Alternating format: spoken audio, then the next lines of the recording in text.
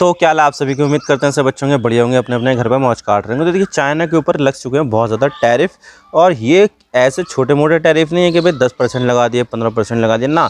ये लग चुके हैं टोटल 245%। जी हाँ, ट्रेड वॉर चल रहा है अमेरिका और चाइना के बीच में। उसमें अमेरिका ने 245% के टैरिफ चाइना के सामान के ऊपर लगा दिए, क्योंकि यहाँ पर देखा जाए तो दोनों ही देशों के बीच में व्यापार कई सौ बिलियंस का होता है। लेकिन इसमें फ़ायदा किसको होता है? ज़्यादा फ़ायदा होता है चाइना को। चाइना यहाँ पर बहुत ज़्यादा सामान अमेरिका को बेचता है, जबकि अमेरिका से चाइना कम सामान खरीदता है। यानी कि जो ट्रेड बैलेंस है वो हमेशा चाइना की ओर झुका हुआ रहता है। और इसी वजह से यहाँ पर जो डोनाल्ड ट्रम्प है वो चाहते हैं कि भाई ये जो चीज़ है वो यहाँ पर नहीं होनी चाहिए, और यहाँ पर जो व्यापार है वो दोनों का बराबर होना चाहिए, वरना तो हम यहाँ पर टैरिफ लगा देंगे। तो उन्होंने यहाँ पर टैरिफ लगा दिया है। और यहाँ पर मतलब कि दूसरे देशों के ऊपर भी लगाया था, लेकिन यहाँ पर बेस टैरिफ जो 10% है ना, उसी का ही लगाया है सभी देशों के ऊपर। जो कंट्री स्पेसिफिक टैरिफ है उसके लिए 90 दिन का पॉज ले लिया कि 90 दिन के बाद हम यहाँ पर लगा देंगे। लेकिन यहाँ पर एक्स्ट्रा 10% तो लग ही गया है। तो ये तो रही यहाँ पर दुनिया के दूसरे देशों की बात। लेकिन यहाँ पर चाइना के ऊपर कोई भी रियायत नहीं दी है। चाइना के ऊपर तो लगातार बढ़ाते गए। वहाँ पर चाइना भी अमेरिका के सामानों के ऊपर टैरिफ लगा रहा था, लेकिन यहाँ पर जो अमेरिका है वो चाइना के सामानों के ऊपर टैरिफ लगाता था। तो देखा जाए तो ये जो चल रहा है वो यहाँ पर अमेरिका और चाइना के बीच में एक छद्म युद्ध चल रहा है, जो ट्रेड वॉर की शक्ल ले चुका है। तो इस तरह से देखा जाए तो ये ट्रेड वॉर है, जिसमें यहाँ पर चाइना और अमेरिका दोनों ही परेशान हो गए। ख़ास तौर से जो अमेरिका है वहाँ पर तो महंगाई बहुत ज़्यादा बढ़ जाएगी। जो चीज़ यहाँ पर 100 रुपये की पहले आती थी, 245% का टैरिफ लगने के बाद वो 345 की हो जाएगी। यानी कि यहाँ पर अमेरिका के जो लोग हैं उनको यहाँ पर और ज़्यादा पैसा देना पड़ेगा एक सामान ख़रीदने के लिए। क्योंकि देखा जाए तो चाइना जो है ना वो बहुत बड़े लेवल पर सामान प्रोड्यूस करता है, तो उसकी जो लेबर कॉस्ट है, प्रोडक्शन कॉस्ट है वो कम लगती है, जिसकी वजह से वो सामान की जो कीमत होती है वो कम होती है। लेकिन अगर हम यहाँ पर दूसरी तरफ देखें अमेरिका में, तो अमेरिका की जो लेबर कॉस्ट है वो बहुत ज़्यादा होती है। तो एक्चुअली में एक प्रोडक्ट को प्रोड्यूस करने में अमेरिका में बहुत ज़्यादा पैसा लगता है। तो भाई ये जो अमेरिका का जो सामान है वो चाइना के सामान के आगे टिक ही नहीं पाते हैं। यानी कि यहाँ पर जो है ना इससे चाइना को काफ़ी ज़्यादा बेनिफिट हो रहा था, क्योंकि चाइना ज़्यादातर लगातार यहाँ पर जो सामान है वो अमेरिका को सप्लाई कर रहा था, और अमेरिका के लोग भी यहाँ पर चाइना के सामान की आदी हो चुके थे। लेकिन अब यहाँ पर नहीं, ऐसा कुछ नहीं है। अब इसकी वजह से चाइना को बहुत ज़्यादा नुकसान उठाना पड़ रहा है, क्योंकि जो उनको लेवरेज मिल रहा था बिना टैरिफ के कि हम यहाँ पर ये भेज देंगे वो भेज देंगे, तो अब वो जो लेवरेज है वो यहाँ पर ख़त्म हो चुका है। और अब यहाँ पर मान के चलिए कि अमेरिका की मार्केट चाइना के लिए पूरी तरह से बंद हो चुकी है। लेकिन यहाँ पर जो चाइना है वो एक देश के ऊपर निर्भर कर सकता है, और वो है यहाँ पर इंडिया। इंडिया को यहाँ पर काफ़ी ज़्यादा फ्रेंडली नज़र से देख रहा है, और वो यहाँ पर चाहता है कि इंडिया के साथ संबंध बढ़े। जो व्यापार चाइना अमेरिका के साथ करना चाहता था वही व्यापार यहाँ पर वो इंडिया के साथ करे। तो इंडिया की जो कंपनी है उनके साथ जॉइंट वेंचर बनाना, उनके साथ डिस्काउंट देना, वो सब यहाँ पर जो है ना चीज़ें की जा रही है। तो सब बात करते हैं। और आप इसके बारे में क्या सोचते हो? ट्रेड वॉर कैसा चल रहा है? इसमें कौन जीतेगा कौन हारेगा? कमेंट सेक्शन में ज़रूर बता देना। तो चलो शुरू कर दो। तो चाइना का सबसे बड़ा फियर, और सबसे बड़ा फियर है उसकी मैन्युफैक्चरिंग इंडस्ट्री की ग्रोथ जो है ना वो रुक जाएगी और वो बर्बाद हो जाएगी। अब देखिए चाइना जो है ना उसको दुनिया की फैक्ट्री कहा जाता है, क्योंकि मैन्युफैक्चरिंग वहाँ पे बहुत ज़्यादा लेवल पर की जाती है। बहुत ज़्यादा यूनिट लगी है, हर चीज़ वहाँ पर मैन्युफैक्चरिंग होती है, चाहे वो एसओसी लेकर यहाँ पर जो सेमीकंडक्टर है वो, या फिर कपड़े से लेकर सुई से लेकर हवाई जहाज़ तक, सारी की सारी जो चीज़ है वो चाइना मैन्युफैक्चर करता है, खुद यहाँ पर मैन्युफैक्चर करता है। और दुनिया की बाकी की जो दूसरी कंपनियाँ हैं, तरह तरह की अमेरिका की कंपनियाँ जैसे कि एप्पल है, टेस्ला है, बहुत सारी कंपनियों ने यहाँ पर चाइना में जो अपना सेटअप है, पूरा मैन्युफैक्चरिंग प्लांट है वहाँ लगा रखा है। क्योंकि उनके लगाने की वजह ये है कि जो चाइना की जो सरकार है वो ज़मीन फ्री में दे देती है कि आ जाओ यार, ज़मीन की क्या बात कर रहे हो, हमारी जगह है, हम तुम्हें देंगे यहाँ पर ज़मीन और तुम यहाँ पर खुद खूब लगाओ। तो इससे यहाँ पर चाइना ज़मीन फ्री में दे देता है, बिजली भी यहाँ पर काफ़ी सस्ती देता है, लेकिन यहाँ पर उनके बदले में चाइनीज़ लोगों को जॉब देनी पड़ती है। तो इसकी वजह से यहाँ पर जो ना एक चाइना की जो वर्क फोर्स है वो हाईली स्किल्ड हो गई है। और दूसरा यहाँ पर उनका इन्वेस्टमेंट आने की वजह से, कंपनी के आने की वजह से उन्होंने यहाँ पर उसका इस्तेमाल किया, टैक्स वगैरह लिया और बाकी सारी चीज़ें कर ली, और उन्हीं की टेक्नोलॉजी को कॉपी करके अपने देश में यहाँ पर इम्प्लीमेंट कर दिया। और कई सारी कंपनियाँ यहाँ पर जो है ना टेस्ला की कंपनियों को काफ़ी ज़्यादा टक्कर दे रही है, अमेरिका की कंपनियों को काफ़ी टक्कर दे, जैसे कि अमेरिका की जो टेस्ला कंपनी है उसकी टक्कर में BYD है। BYD यहाँ पर टेस्ला से ज़्यादा कारें बेच देता है, और यहाँ पर वो काफ़ी ज़्यादा एडवांस भी हो गया है। टेस्ला से ज़्यादा एडवांस कारें तो BYD निकाल रहा है। और दूसरी तरफ यहाँ पर हुआई के ऊपर बैन लगाया था, वो एप्पल के टक्कर में थी, लेकिन अब यहाँ पर हुआई दोबारा से उभर कर आ गई है, और उसने पूरी तरह से एंड्रॉयड को डिच कर दिया और अपना खुद का हारमोनी OS नेक्स्ट निकाल दिया है। यानी कि यहाँ पर अमेरिका के ऊपर से पूरी तरह से डिपेंडेंसी लगभग यहाँ पर ख़त्म सी हो गई है। तो यहाँ पर जो है ना उनका जो मैन्युफैक्चरिंग इंडस्ट्री है वो काफ़ी ज़्यादा स्ट्रॉन्ग है और दुनिया की फैक्ट्री उसको ऐसे नहीं कहा जाता है।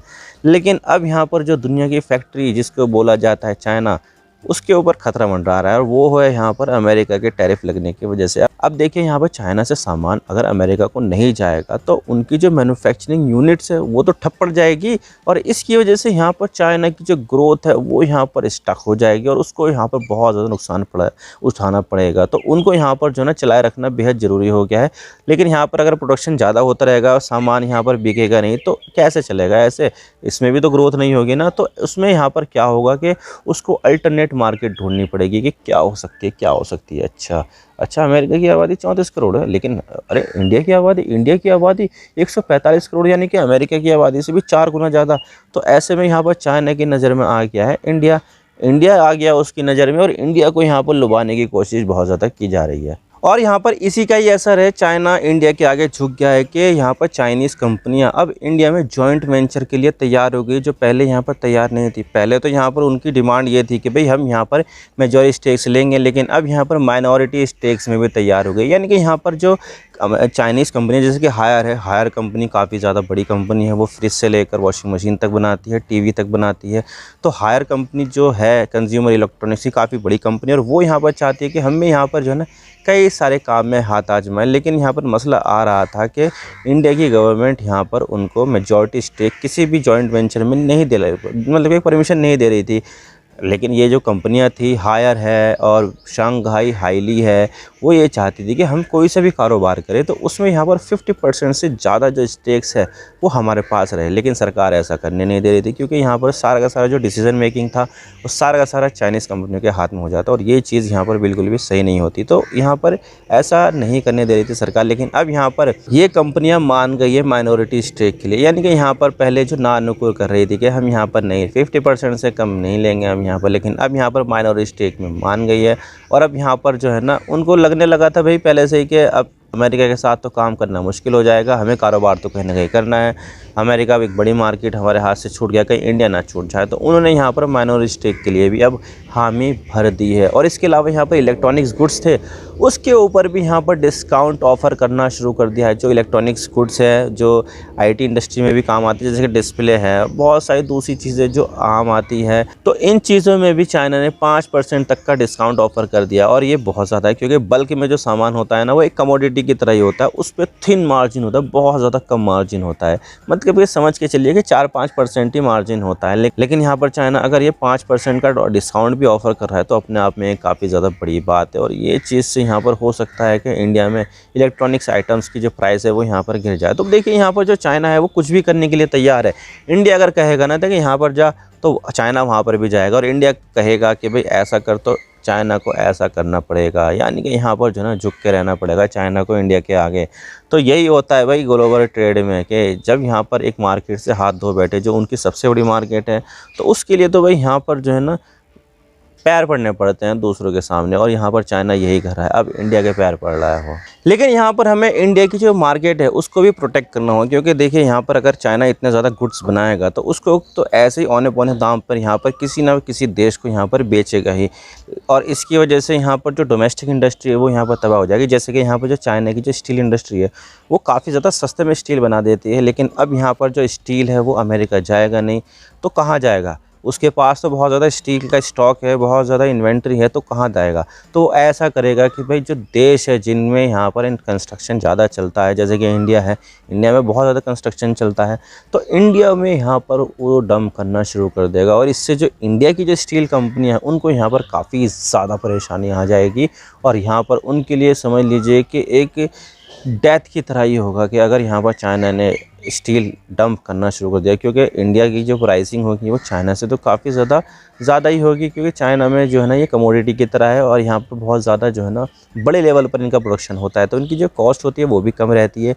तो अगर यहाँ पर चाइना की तरफ से जो स्टील आएगा और यहाँ पर उसकी कॉस्ट कम होगी तो इंडिया की जो स्टील इंडस्ट्री है समझ लीजिए कि वो ऑलमोस्ट बर्बाद ही हो जाएगी। तो भाई ये चीज़ है और इंडिया को के लेकर एंटी डंपिंग ड्यूटी शायद लगाने की ज़रूरत पड़ सकती है। तो ये सब चीज़ें हैं। आई होप आपको सारी बातें समझ आ गई किस तरह से यहाँ पर चाइना जो है ना पूरी तरह से इंडिया के आगे झुक गया है कि भाई मालिक जो तुम करना चाहो कर दो, हम यहाँ पर अच्छा तुम यहाँ पर ऐसा करोगे ठीक है, हम यहाँ पर इसके लिए जो है ना मंजूर है, अच्छा तुम यहाँ पर हमें माइनॉरिटी स्टेक के लिए तैयार हो ठीक है, हम माइनॉरिटी स्टेक लेंगे, हम यहाँ पर मेजॉरिटी स्टेक नहीं लेंगे, और इसी के साथ डिस्काउंट, अच्छा हम तुम्हें डिस्काउंट भी दे देंगे ठीक है भाई। तो बहुत सारी बातें ऐसी थी जिसको लेकर चाइना मानता नहीं था, लेकिन अब यहाँ पर मानना शुरू कर दिया है, क्योंकि यहाँ पर उसको बहुत ज़्यादा खतरा है कि कहीं हमारी जो इकोनॉमी है बर्बाद ना हो जाए, और ऐसे में यहाँ पर इंडिया उसकी मदद करने के लिए सामने आ सकता है अगर यहाँ पर अच्छे रिलेशन बनाए जाएँ तो। लेकिन यहाँ पर इंडिया भी ऐसे ही भाई भाई की नज़र से नहीं देखेगा चाइना को, काफ़ी ज़्यादा स्केप्टिकल नज़र होगी कि भाई यहाँ पर हम चाइना का भरोसा नहीं कर सकते कि अभी तो यहाँ पर भाई बोल रहा है,